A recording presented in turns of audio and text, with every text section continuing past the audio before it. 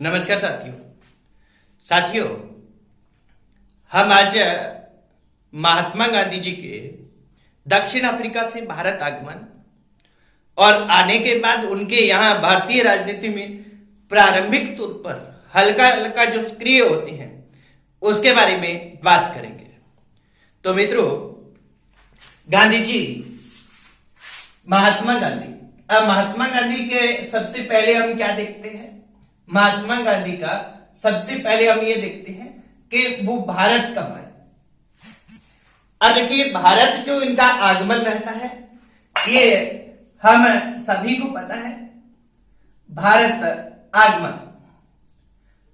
अब महात्मा गांधी है, ये भारत आते हैं। कब आते हैं? ये आते हैं 9 जनवरी 1915 को। मित्रों, ये सभी को अपने को पता रहता है, गांधी जी है 21 वर्ष दक्षिण अफ्रीका में रहकर हमारे यहां लौटे हैं 9 जनवरी 1915 को। और इसी उपलक्ष्य में हम प्रत्येक वर्ष 9 जनवरी को प्रवासी भारतीय दिवस मनाते हैं। प्रवासी भारतीय दिवस है, यह हम इस उपलक्ष्य में प्रत्येक वर्ष 9 जनवरी को मनाते हैं। मित्रों, आपने यहां यह ध्यान रखना है कि ये जो गांधी जी हैं ये भारत में आते हैं। ये बंबई, तत्कालीन बंबई, अब इसका नाम क्या हो गया है? मुंबई हो गया है। यानी बंबई अथवा मुंबई के अपोलो बंदरगाह पर उतरते हैं। अपोलो बंदरगाह पर ये उतरे हैं और ये यहां अरबिया जहाज में आए। अरबिया जहाज में आए और अपोलो बंदरगाह पर उतरे। साथियों, अपने को यह भी ध्यान रखना है कि ये जो बंबई का उस समय अपोलो बंदरगाह था, ये बंदरगाह केवल उन लोगों को उतरने के लिए था। वहां वो लोग ही उतरते थे जो वीआईपी होते थे। वीआईपी से तात्पर्य यहां है कि यहां उन लोगों को उतरने की अनुमति थी जो ब्रिटिश सरकार के खास आदमी होते थे अथवा कोई राजा महाराजा होते थे, वो ही उतरते थे। सामान्य लोग यहां नहीं उतरते थे। हालांकि गांधी जी है जब दक्षिण अफ्रीका से भारत आते हैं तो ये भारत में हालांकि इनको प्रसिद्धि मिल चुकी है। क्यों मिल चुकी है? दक्षिण अफ्रीका में इनके आंदोलन के कारण। परंतु ये भारत में ज्यादा वैसे प्रचलित नहीं है। पर यहां इनको अपोलो बंदरगाह पर उतरने की अनुमति दी गई है। वो एक तो सर फिरोज शाह मेहता, सर फिरोज शाह मेहता, वह बीजी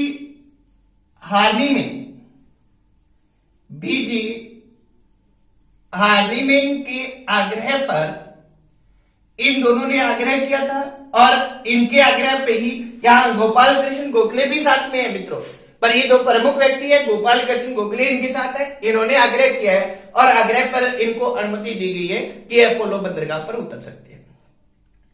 अब ये अपोलो बंदरगाह पर उतर गए, अरबिया जहाज में आए, बंबई में है अपोलो बंदरगाह। 9 जनवरी को उतरे हैं। 9 जनवरी को भारतीय प्रवासी दिवस के प्रवासी भारतीय दिवस के रूप में इसको आज हम प्रत्येक वर्ष मनाते हैं, इसी घटना के उपलक्ष्य में।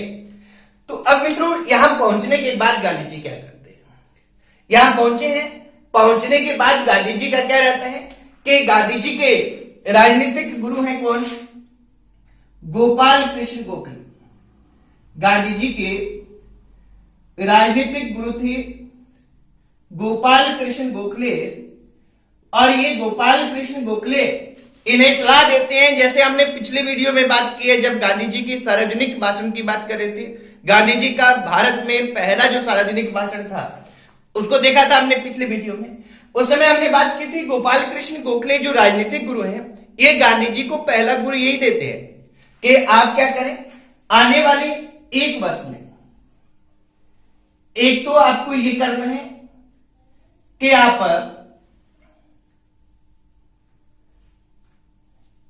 पूरे भारत का भ्रमण करें। एक तो पूरे भारत का भ्रमण करें, जिससे क्या है, भारत के लोगों की समस्याओं के बारे में आपको जानने का मौका मिलेगा। नंबर 2, कि कोई भी सार्वजनिक मुद्दा है, इस सार्वजनिक मुद्दे पर कोई भी सार्वजनिक मुद्दा, सार्वजनिक प्रश्न है, इस पर आपको किसी भी तरह का कोई बयान नहीं देना, किसी भी तरह की कोई विचार नहीं व्यक्त करने, किसी भी तरह की कोई राय नहीं देनी। यानी सार्वजनिक मुद्दे पर आपको 1 साल तक मौन रहना है। गांधी जी ने गोपाल कृष्ण गोखले की सलाह जो दी गई, इनको आने वाले 1 वर्ष तक अक्षरश पालन किया।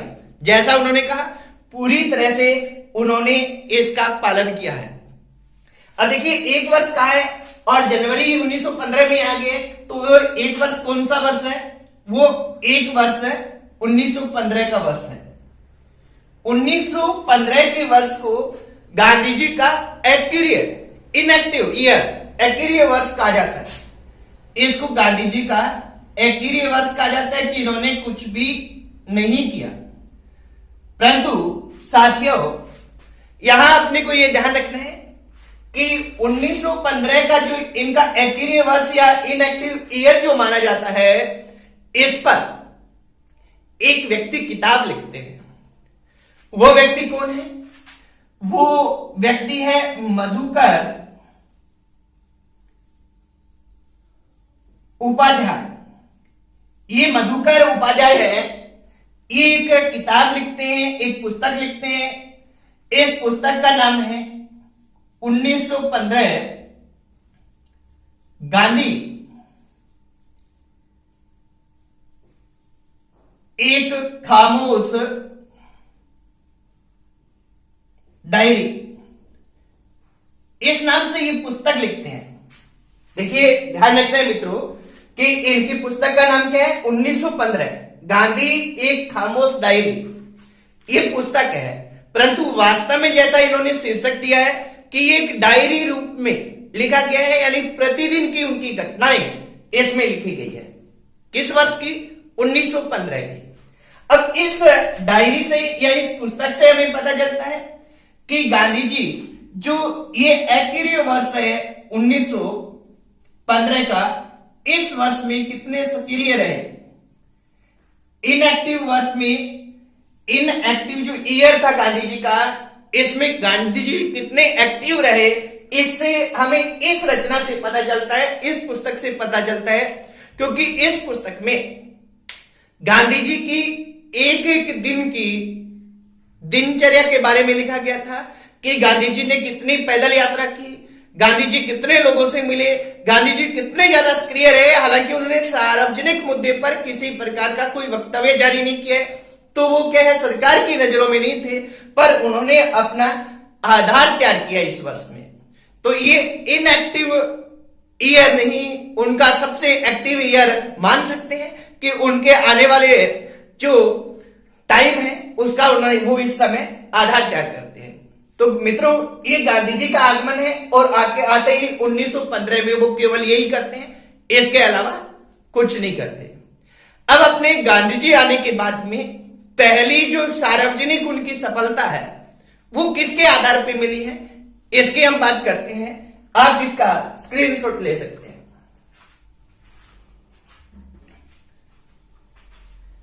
देखिए मित्रों, अब गांधी जी भारत पहुंच गए हैं और इन्होंने 1 साल तक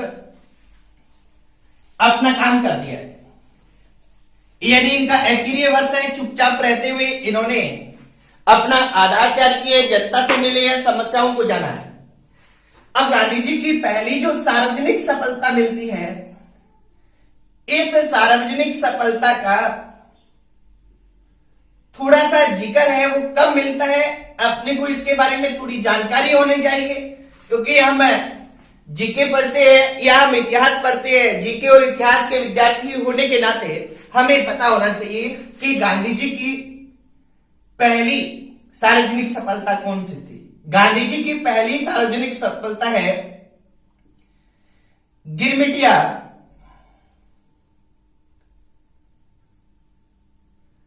प्रथा का अंत, यानी गांधी जी के नेतृत्व में गिरमिटिया प्रथा है, इसका सफलतापूर्वक अंत हुआ है।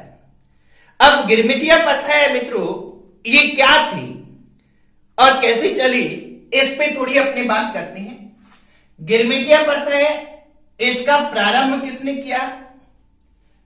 इसका प्रारंभ अंग्रेजों ने किया। अंग्रेजों ने कब किया है? अंग्रेजों ने 1834 में इस प्रथा का प्रारंभ किया। 1834 में अंग्रेजों के द्वारा गिरमिटिया प्रथा है, ये मित्रों ये जो 1834 है, इसमें अंग्रेजों के द्वारा गिरमिटिया प्रथा प्रारंभ हो गई। और गिरमिटिया प्रथा प्रारंभ हो गई, इस प्रथा में क्या था, यानी ये प्रथा क्या थी? तो इसमें साथियों क्या किया जाता था कि अंग्रेज लोग हैं, इन अंग्रेजों के उपनिवेश पूरे विश्व में फैले हुए थे, पूरी दुनिया में फैले हुए थे। ये मुख्यतः क्या करते थे? अफ्रीका महाद्वीप, अफ्रीका में भी मुख्यतः दक्षिण अफ्रीका, फिजी, गुयाना, इनमें क्या करते थे? ये भारतीय मजदूरों, भारत के जो मजदूर हैं और वे मजदूर जो बेरोजगारी के दर भटके खा रहे हैं, उन्हें थोड़ी सी ज्यादा मजदूरी का लालच देकर उन्हें क्या है, एक कागज है, इस कागज पर अंगूठा लगवाते थे। अंगूठा हम कहते हैं या साइन कह दो, क्योंकि इस समय क्या है, मजदूर है वो 100 के 100% निरक्षर होते थे, और निरक्षर होते थे इसलिए वो अंगूठा लगाते थे। और इस कागज को क्या कहा जाता था? गिरमिट, और गिरमिट कहा जाता था। और ये गिरमिट शब्द है, ये एग्रीमेंट, अंग्रेजी भाषा का जो शब्द है एग्रीमेंट, इस शब्द का अपभ्रंश है। यानी एक तरह से गिरमिट क्या था?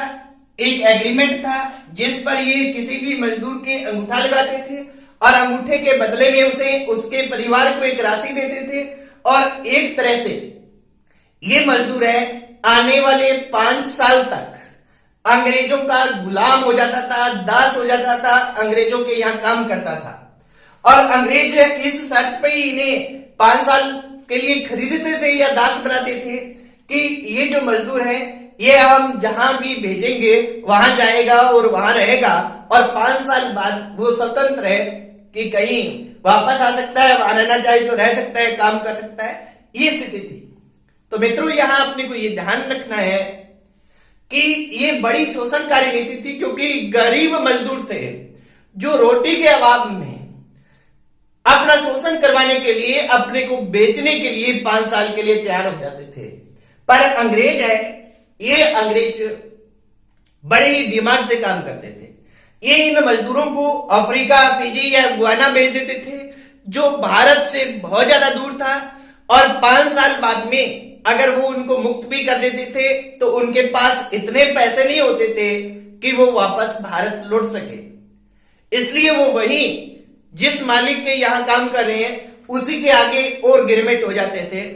तो ये प्रथा चली आ रही थी, एक तरह से गुलामी की प्रथा थी। और इस प्रथा को समाप्त करने के लिए गांधी जी ने आंदोलन है वो दक्षिण अफ्रीका में रहते हुए ही प्रारंभ किया। पर गांधी जी को यह सफलता कब मिली? भारत में आकर मिली। ये गिरमिटिया प्रथा है, इस गिरमिटिया प्रथा को समाप्त करने के विरुद्ध प्रस्ताव है। ये प्रस्ताव 1916 में कांग्रेस के लखनऊ अधिवेशन में रखा गया। कांग्रेस के लखनऊ अधिवेशन में रखा गया है। ध्यान रखना है मित्रों कि यहां क्या है कि जो गोपाल कृष्ण गोखले हैं वो 1912 में नेशनल असेंबली में ये क्वेश्चन उठा चुके हैं गिरमिटिया प्रथा का। पर कांग्रेस के किस अधिवेशन में रखा गया है? 1916 के लखनऊ अधिवेशन में। और इस प्रस्ताव को रखते कौन है? इस प्रस्ताव को रखते हैं गांधी जी। और ये प्रस्ताव पास हो जाता है और इसके पास होने के बाद अंग्रेजों पे दबाव बनता है और अंग्रेज क्या करते हैं 12 मार्च 1917 को इस गिरमिटिया प्रथा को निषिद्ध कर देते हैं, इस पे रोक लगा देते हैं। गिरमिटिया प्रथा पर इसको निषिद्ध कर दिया, इन्होंने रोक लगा दिया। कब? 12 मार्च 1917। आप केवल इतना ध्यान रखें कि 1834 में प्रारंभ हुई है और 1917 में ये समाप्त हो जाती है और अंतिम रूप से जो समाप्त होती है किनके प्रयासों से होती है? गांधी जी के प्रयासों से होती है। इसलिए गांधी जी की भारत में पहली सार्वजनिक सफलता मानी जाती है, वो मानी जाती है एक ये कलंक के रूप में चली आ रही गिरमिटिया प्रथा का अंत। तो ये गिरमिटिया प्रथा का अंत हो जाता है मित्रों। इसके बाद में हम नेक्स्ट देखते हैं, आप इसका स्क्रीनशॉट ले।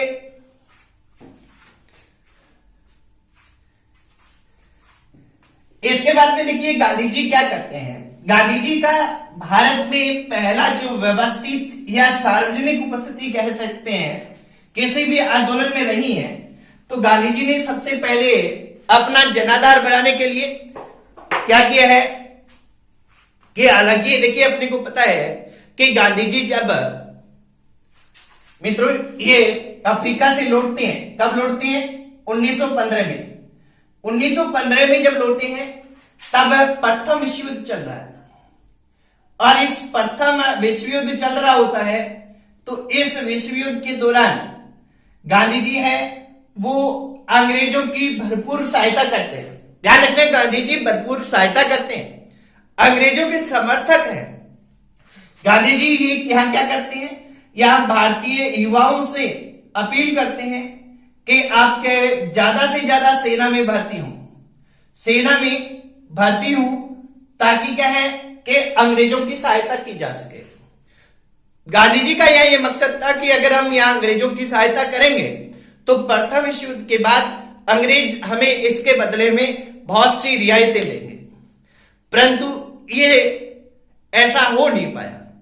अब गांधी जी जब युवाओं से अपील करते हैं और प्रथम विश्व युद्ध में अंग्रेजों की सहायता करते हैं, तो क्या होता है कि जो भारतीय लोग हैं, ये भारतीय लोग तो गांधी जी को भर्ती वाला सार्जेंट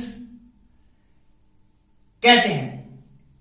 यानी भर्ती वाला सार्जेंट किसको कहा गया है? गांधी जी को कहा गया है। क्यों कहा गया है? प्रथम विश्व युद्ध के दौरान भारतीय युवाओं से सेना में ज्यादा से ज्यादा सम्मिलित होने की अपील करने के कारण उनको कहा गया है भर्ती वाला सार्जेंट। और अंग्रेजों को इन्होंने सहायता की है, तो अंग्रेजों ने क्या है कि इस युद्ध के बाद इन्हें उपाधि प्रदान की है। किसकी उपाधि प्रदान की है? केसर ए हिंद की उपाधि प्रदान करते हैं। अंग्रेज इन्हें केसर ए हिंद की उपाधि प्रदान करते हैं क्योंकि प्रथम विश्व युद्ध में अंग्रेजों की सहायता गांधी जी भरपूर करते हैं, इस कारण इन्हें ये उपाधि प्रदान की जाती है। अब मित्रों धीरे धीरे परिस्थितियां आती हैं और परिस्थितियों के बीच में क्या होता है कि गांधी जी को 3 स्थानीय आंदोलनों का नेतृत्व करना होता है। उसमें आज हम पहला आंदोलन देखेंगे, बाकी 2 बाद में नेक्स्ट वीडियो में देखेंगे। गांधी जी का पहला जो क्षेत्रीय आंदोलन रहा है, पहला सफल आंदोलन रहा है, पहला आंदोलन भारत में रहा है, वो रहा है चंपारण आंदोलन, और उसकी हम चर्चा करते हैं मित्रों। चंपारण जो आंदोलन है इसके बारे में हम देखते हैं। चंपारण आंदोलन कैसे हुआ, क्या हुआ? मित्रों चंपारण जैसा इसका सीधा सा क्वेश्चन आ जाता है जीके में कि चंपारण ये किसान आंदोलन है और चंपारण है वो किस राज्य में है, तो अपने ध्यान रखना है कि चंपारण है वो बिहार में है। चंपारण बिहार में, पश्चिमी बिहार में है और ये नेपाल की तट से लगता हुआ क्षेत्र है चंपारण। अब क्या होता है मित्रों कि 1916 का कांग्रेस का लखनऊ अधिवेशन है। इस अधिवेशन में गांधी जी भाग लेते हैं और इसी अधिवेशन में चंपारण से एक किसान आता है। किसान का नाम क्या है? किसान का नाम है राजकुमार शुक्ल। अब देखिए राजकुमार शुक्ल है, ये लखनऊ अधिवेशन में आता है। लखनऊ अधिवेशन में गांधी जी भी है। ध्यान रखना है मित्रों, राजकुमार शुक्ल के लखनऊ अधिवेशन में आने का उद्देश्य था क्योंकि इन्होंने क्या है, वहां इनके विरुद्ध जो अत्याचार हो रहे थे चंपारण में, उन अत्याचारों के विरोध में ये आवाज उठा रहे थे और ये चाह रहे थे कि कांग्रेस है वो हमारी आवाज को उठाए। इसलिए राजकुमार शुक्ल है वो ये निश्चित करके आए थे कि हम बाल गंगाधर तिलक को यहां लाएंगे चंपारण में और वो हमारे आंदोलन का नेतृत्व करें। ध्यान रखना है, बाल गंगाधर तिलक का वो सोच क्या है। जब ये यहां पहुंचते हैं तो यहां उन्हें सुझाव दिया जाता है कि अगर आपको आंदोलन को सफल बनाना है तो आप मोहनदास करमचंद गांधी, महात्मा नहीं है अभी, मोहनदास करमचंद गांधी को आप लेकर जाए। और राजकुमार शुक्ल है वो किनसे मिलते हैं, गांधी जी से मिलते हैं। मित्रों इस जो घटना है, इस घटना के बारे में गांधी जी स्वयं अपनी आत्मकथा, गांधी जी की आत्मकथा कौन सी है, सत्य के साथ मेरे प्रयोग। अब सत्य के साथ मेरे प्रयोग है, ये गांधी जी की आत्मकथा है। सत्य के साथ मेरे प्रयोग, और इस आत्मकथा के 5वें भाग के 12वें अध्याय, 12वें अध्याय में, 12वें अध्याय का शीर्षक है नील के दाग। नील के दाग ये शीर्षक है मित्रों गांधी जी की आत्मकथा सत्य के साथ मेरे प्रयोग के 5वें भाग के 12वें अध्याय के, जिसका शीर्षक है नील के दाग। उसमें उल्लेख करते हैं इस मुलाकात का। गांधी जी कहते हैं कि राजकुमार शुक्ल है, ये एक अनपढ़ किसान था, ठेठ देहाती था, इसको भाषा भी पूरी तरह से समझ में नहीं आती थी, और ये मिला और मिलकर कहा कि आप चंपारण चलिए, बाकी वहां आपको वकील साहब सब कुछ बता देंगे। वकील साहब से तात्पर्य था ब्रज किशोर शर्मा, जो वहां के प्रसिद्ध वकील थे और इसमें देख रहे थे, क्योंकि वो ज्यादा अपना एक्सप्लेन नहीं कर पा रहे थे। गांधी जी को ये लगा कि ये व्यक्ति ऐसे ही आ गया। ये ध्यान रखना है मित्रों, ये क्वेश्चन आता है, बार बार आता है। जब क्वेश्चन आता है तो यही पूछा जाता है कि गांधी जी किसके आग्रह पर चंपारण गए। ये क्वेश्चन अब तक आया है, तो राजकुमार शुक्ल के आग्रह पर गए हैं। पर मित्रों यहां अपने को यह ध्यान रखना है कि राजकुमार शुक्ल के पहले आग्रह पे ही नहीं गए। इन्होंने यह आग्रह कर लिया और गांधी जी ने इसको टाल मटोल कर दिया।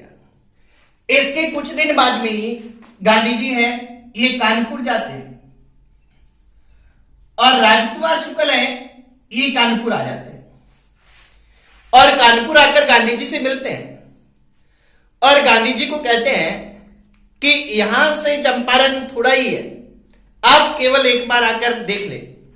अब गांधी जी आगे लिखते हैं कि मैंने उसको टाल मटोल कर दिया।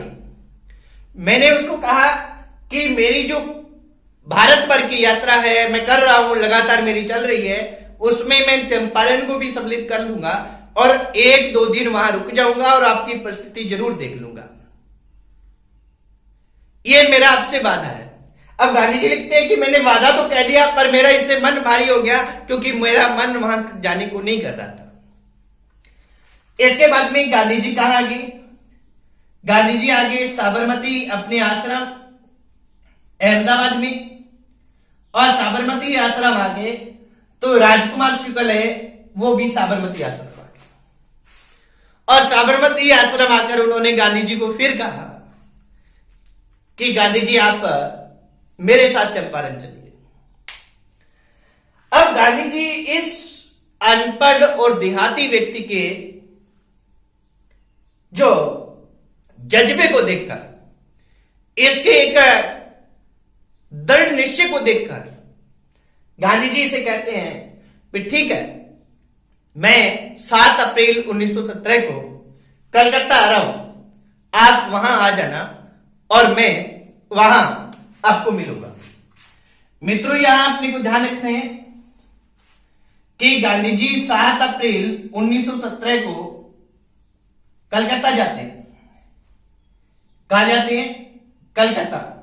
और कलकत्ता जब जाते हैं तो गांधी जी को राजकुमार शुक्ल है वो आगे तैयार मिलते हैं। अब गांधी जी को तैयार मिलते हैं, वो 3 दिन तक गांधी जी राजकुमार शुक्ल को वहीं रुकते हैं और फिर ये कलकत्ता में इनके साथ चल देते हैं। कलकत्ता से ये पटना जाते हैं और पटना से ये जाते हैं मुजफ्फरपुर। और मुजफ्फरपुर में ये जो राजकुमार शुक्ल है, ये 2 व्यक्तियों से गांधी जी को मिलाता है।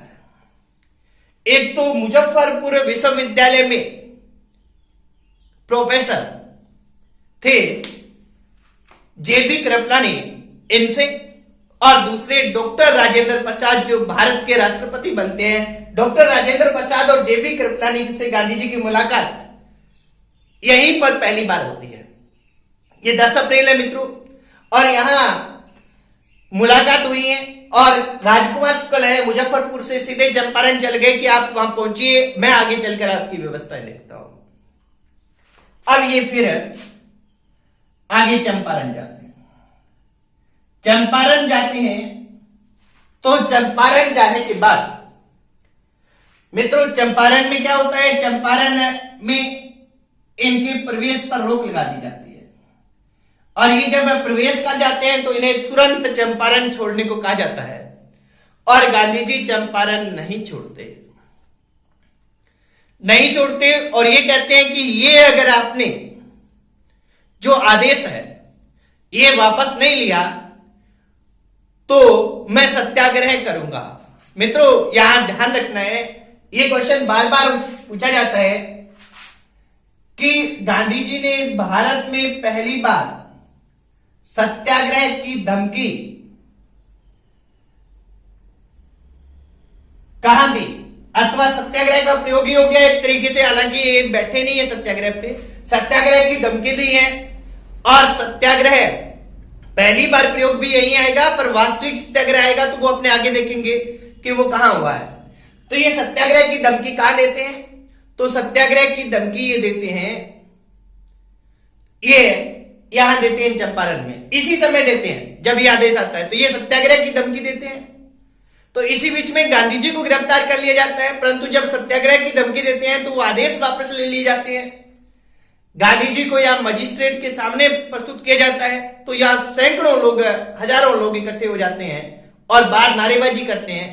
तो इससे अंग्रेज घबराकर गांधी जी को छोड़ देते हैं, परंतु गांधी जी कहते हैं कि मुझे सजा मिलनी चाहिए क्योंकि मैंने आदेशों की अवहेलना की है, परंतु सजा उन्हें नहीं मिलती। अब देखिए, इस तरह से उन्हें चंपारण में रहने की अनुमति मिल जाती है।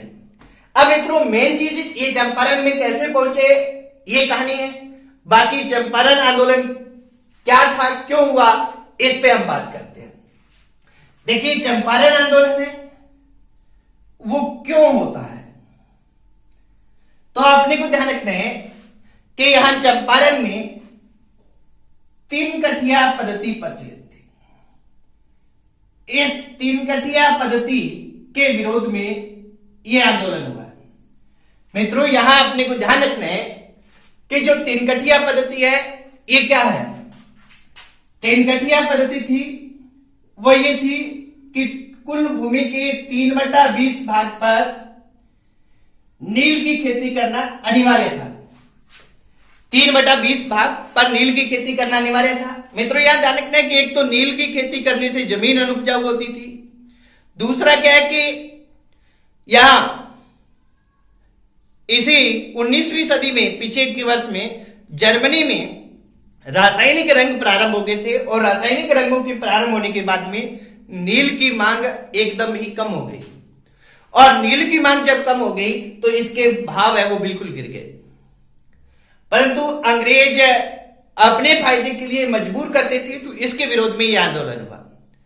अब गांधी जी जब यहाँ रहे हैं तो यहाँ जांच के लिए एक समिति बनी है और इस खुली जांच हुई है और इस जांच में महात्मा गांधी को भी सदस्य बनाया गया और गांधी जी के दबाव के कारण ये तीन कठिया पद्धति समाप्त कर दी जाती है और तीन कठिया पद्धति समाप्त होते ही ये आंदोलन भी समाप्त हो जाता है। ध्यान रखना है मित्रों, गांधी जी की ये पहला आंदोलन था और पहली सफलता थी। गांधी जी इस आंदोलन को सफलतापूर्वक समाप्त करते हैं। अब गांधी जी जब इस आंदोलन को सफलतापूर्वक समाप्त करते हैं तो रविंद्रनाथ टैगोर है, ये रविंद्रनाथ टैगोर गांधी जी को किसकी उपाधि देते हैं? रविंद्रनाथ टैगोर गांधी जी को महात्मा की उपाधि देते हैं। ध्यान रखना है मित्रों, महात्मा की उपाधि गांधी जी को किसने दी? रविंद्रनाथ टैगोर ने दी। पर अपने को यह ध्यान रखना है कि महात्मा की उपाधि गांधी जी को कब दी गई है? तो चंपारण का आंदोलन सफलतापूर्वक समाप्त करने के बाद गांधी जी को महात्मा की उपाधि रविंद्रनाथ टैगोर ने प्रदान की थी। और ये हमारा पहला आंदोलन था। इसमें क्या है कि एक बार आईएएस की परीक्षा में क्वेश्चन आया मित्रों, वो क्वेश्चन क्या था? वो ये था कि ये जो गांधी जी के यहां सब कॉन्ट्रैक्ट कौन थे? चंपारण में गांधी जी के सब कॉन्ट्रैक्टर कौन थे या सब कॉन्ट्रैक्ट कौन थे? तो यहां गांधी जी के 4 सब कॉन्ट्रैक्टर हैं। डॉक्टर राजेंद्र प्रसाद, डॉक्टर राजेंद्र प्रसाद थे। दूसरे जेबी कृपलानी, जेबी कृपलानी है, ये थे। तीसरे थे मजरूल उल हक, मजरूल उल हक। और चौथे थे नरहरि पारिक, यानी कि अनुग्रह नारायण सिंह वकील भी थे, वो भी इनके साथ थे। पर ये 4 इनके सब कॉन्ट्रैक्ट माने जाते हैं। और ये सब कॉन्ट्रैक्टर की अवधारणा है, ये कौन देता है मित्रों? ये एक इतिहासकार हुई है, महिला इतिहासकार। उस महिला इतिहासकार का नाम है जूडिथ ब्राउन। और जूडिथ ब्राउन है, ये एक पुस्तक लिखती है। इस पुस्तक का नाम क्या है? इस पुस्तक का नाम है Gandhiji rise to power, Gandhi ji की शक्ति का उदय, गांधीजी राइज टू पावर, ये पुस्तक है। इस पुस्तक में जूडिथ ब्राउन कहते हैं कि गांधी जी ने अपने जीवन काल में बहुत से सब कॉन्ट्रैक्ट उत्पन्न किए, यानी सहयोगी उत्पन्न किए, नेता बनाए उनको। वो सब कॉन्ट्रैक्ट यहाँ कौन थे? डॉक्टर राजेंद्र प्रसाद, जेबी कृपलानी, मजरूल हक, नरहरि पारिक। और अपने देखेंगे गुजरात में भी 2 आंदोलन है, एक तो खेड़ा आंदोलन और दूसरा है अहमदाबाद मिल मजदूर आंदोलन। वहां भी गांधी जी ने सरदार वल्लभ भाई पटेल,